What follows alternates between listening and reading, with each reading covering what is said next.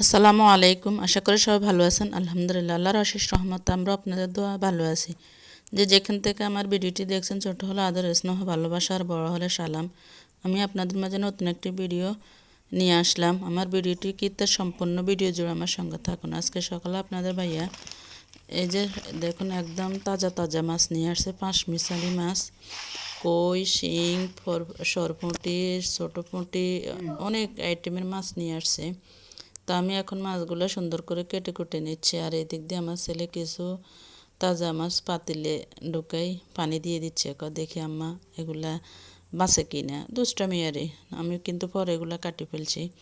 এখন আমি আগে যে পুঁটি মাছগুলো আছে ওই পুঁটি মাছগুলো কেটে নিয়ে নিতেছি, কারণ ওগুলো অতি তাড়াতাড়ি নরম হয়ে যায়। আর ওগুলো পরে কুটবো আমি।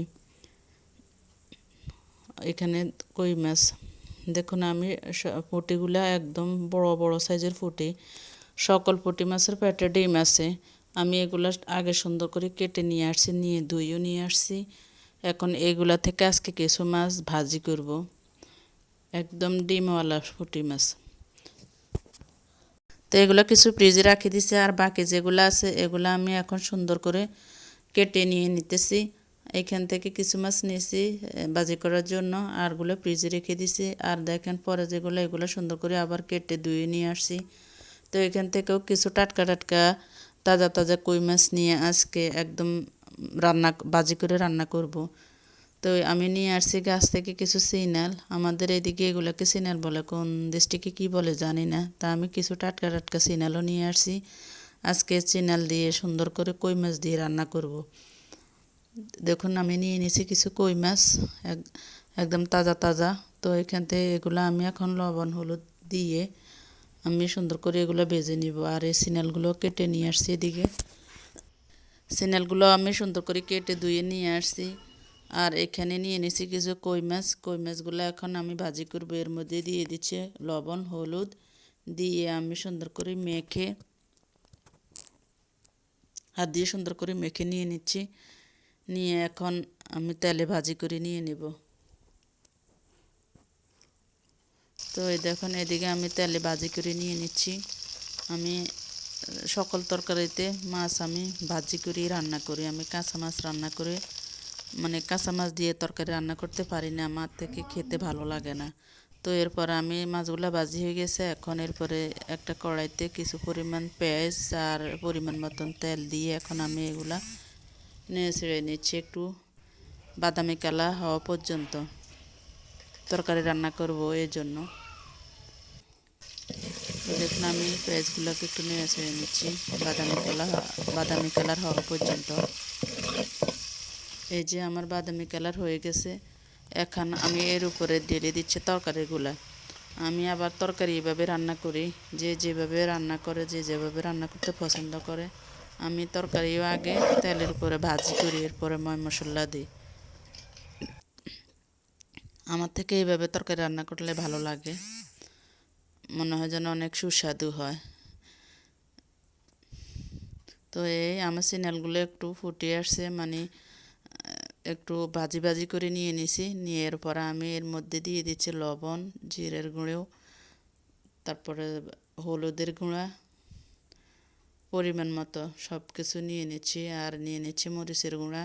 আপনারা জাল যে যেভাবে খেতে পছন্দ করেন, যেহেতু আমার বাচ্চা অসুস্থ, ছেলে অসুস্থ এবং মেয়েও যদি খায় এখান থেকে, ও ঝাল পছন্দ করে কম, এই জন্য আমি মরিচের গুঁড়া একটু কমাই দিছি। আপনারা আপনাদের পছন্দ অনুযায়ী মরিচের গুঁড়াটা দিবেন, যে যেভাবে ঝাল খেতে পছন্দ করেন।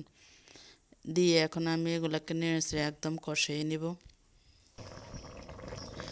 যে আমার কষানি হয়ে গেছে, এখন আমি আবার ভালোভাবে নেড়ে ঢাকনা দিয়ে রেখে দিব সিদ্ধ হওয়ার জন্য।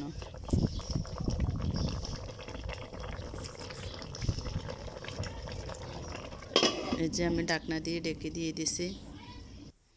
কিছুক্ষণ পর আমি ঢাকনা সরিয়ে আবার সুন্দর করে নেড়ে দিব। দিয়ে এর মধ্যে কিছু টমেটো কেটে রেখেছি, আমি টমেটো দিয়ে দিচ্ছি টমেটো। টমেটো দিলে তরকারির স্বাদটাও বেড়ে যায়। এরপরে আমি টমেটো দেওয়ার পর আবার কিছুক্ষণ নেড়ে একটু ঢেকে দিয়ে দিব।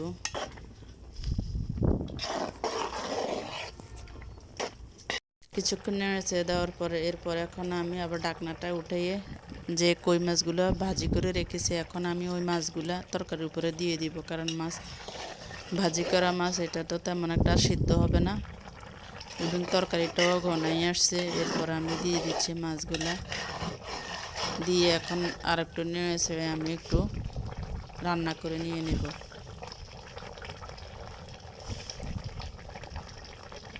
আমি এই যে ঢাকনা দিয়ে কিছুক্ষণ একটু নেড়ে ছেড়ে নিয়ে নিচ্ছি, আবার ঢাকনা উঠে আবার দিয়ে নেড়ে ছেড়ে এরপর আমি এর মধ্যে দিয়ে দিচ্ছি ধনিয়া পাতা দিয়ে আবার কিছুক্ষণ ঢাকনা দিয়ে ঢেকে রাখবো।